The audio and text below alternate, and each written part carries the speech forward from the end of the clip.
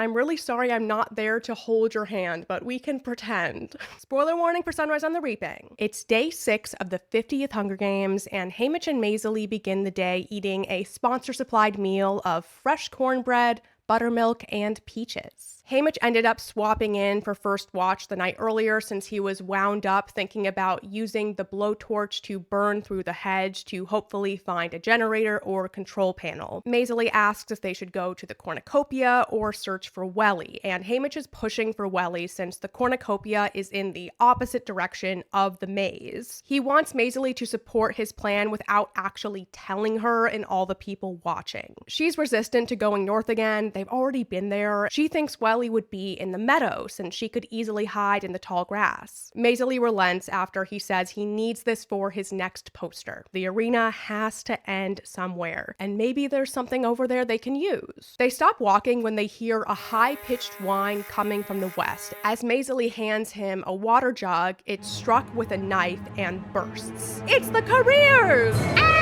They take off running toward the direction of the noise, avoiding the weapons thrown at them. Haymitch breaks through the trees into a clearing and sees an incomprehensible image. 2 young gamemakers in their signature white outfits hunch over an open berm. One wears a protective mask and holds some kind of drill, which emits the high-pitched whining. A third gamemaker leans over a mop. It's a deer in the headlights moment on both sides. Maysilee runs in and skids to a stop in shock. Then comes Silka, who slips and knocks over a bucket of slime. The mopping game maker looks like a teenager and breaks the ice by saying, "Hey, watch it!" He's got to defend his slime. Marit shows up and bluntly asks, "What's going on? Are you game makers?" The one with the drill says they are, and that the 4 tributes are an absolute violation of the rules and must immediately withdraw or there will be repercussions. But she is visibly afraid. She's shaking. Maysilee calls her out and says the 3 of them must be pretty expendable if they were sent in to tidy up the arena. As usual, Maysilee is correct, and it sends the game makers running for the ladder to get back down to sub A. Marit jabs the mopper with her trident, and Maysilee sends a dart into the driller's head just behind her ear. The third game maker jumps headfirst through the portal, and her skull audibly cracks on the concrete. Yuck.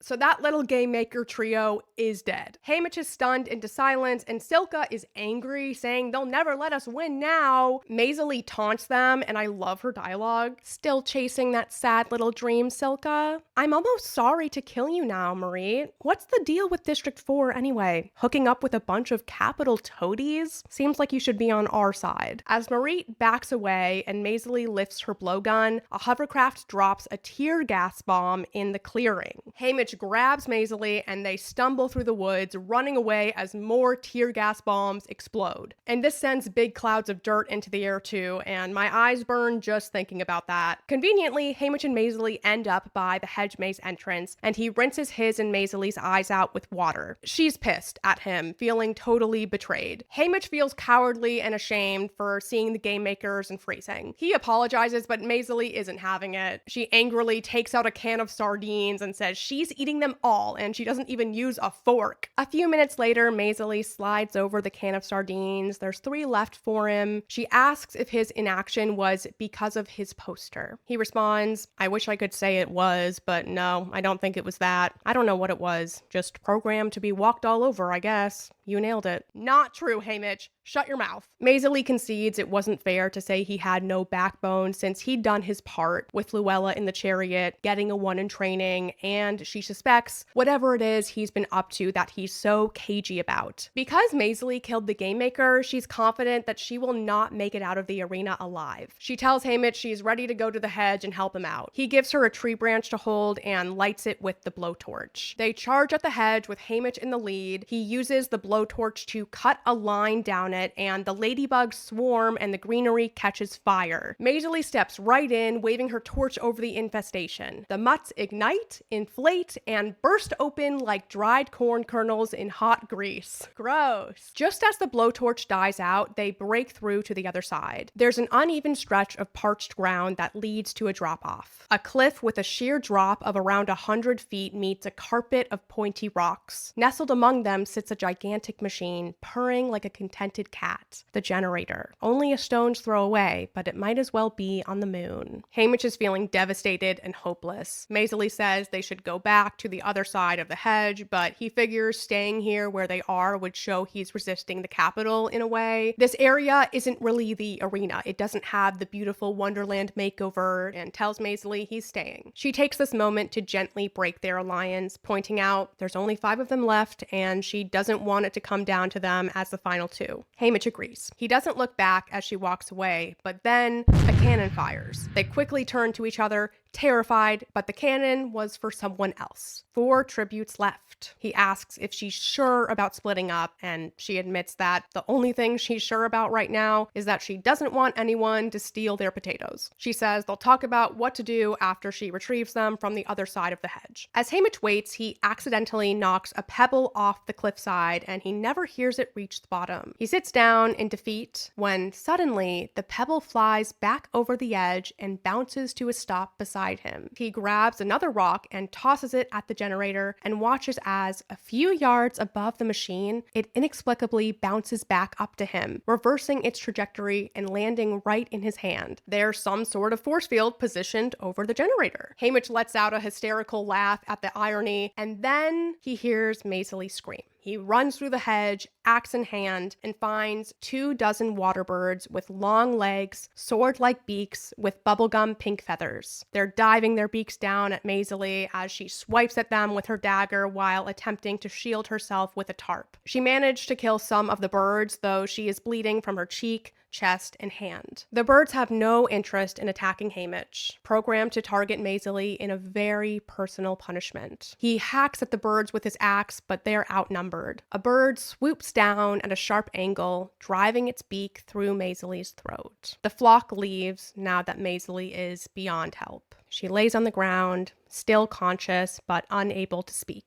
Haymitch holds onto her uninjured hand and stares into those burning blue eyes, letting her know she's not dying alone. She's with family. Maysilee locks her pinky around his, silently requesting confirmation that he will fulfill his promise to try to bring the capital down. Haymitch nods his assent, though he's never felt so powerless in his entire life. And then Maysilee passes away. Haymitch picks up her blowgun and her necklace with the copper medallion to add to his growing collection of ally mementos. He sits against a tree 10 feet away as the hovercraft retrieves her body. Haymitch is spent. The fight has gone out of him. A parachute appears with a basin of strawberry ice cream and a hot mug of Maysilee's go-to breakfast, black coffee. Stop. This calls back to a moment in the apartment where Maysilee dismissively told Proserpina she'd keep Effie's advice in mind about having a positive attitude and then offering her more strawberry ice cream. It was a cheeky moment with Mag stifling a laugh at Proserpina's ignorance. He has a spoonful of ice cream and narrates, "Tears come and I let them fall